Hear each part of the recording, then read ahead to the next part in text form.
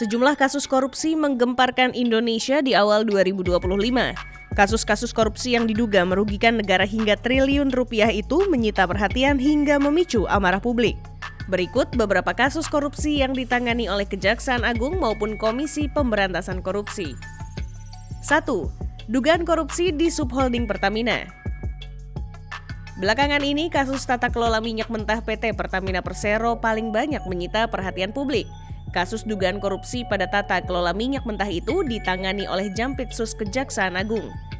Periode dugaan korupsi itu pun terjadi pada 2018 hingga 2023, di mana para tersangka diduga melakukan perbuatan melawan hukum pada tata kelola impor minyak mentah. Kejagung menyebut angka kerugian keuangan negara pada kasus tersebut ditaksir mencapai 193,7 triliun rupiah untuk 2023 saja.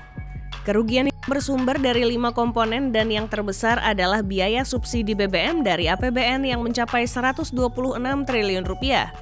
Dana itu dirogoh saat pemenuhan minyak dalam negeri berasal dari produk impor yang melawan hukum. Atas dugaan korupsi itu, penyidik Jampitsus Kejagung telah menetapkan 9 orang tersangka. 2. Dugaan korupsi di LPEI.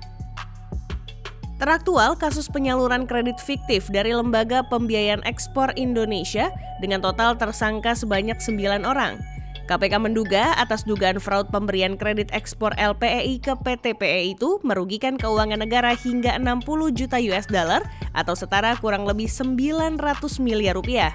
Penegak hukum di KPK menduga kredit ekspor itu diberikan LPEI ke PT PE sejak 2015, kendati mengetahui keuangan perusahaan tersebut tidak bagus. 3. Kasus lainnya.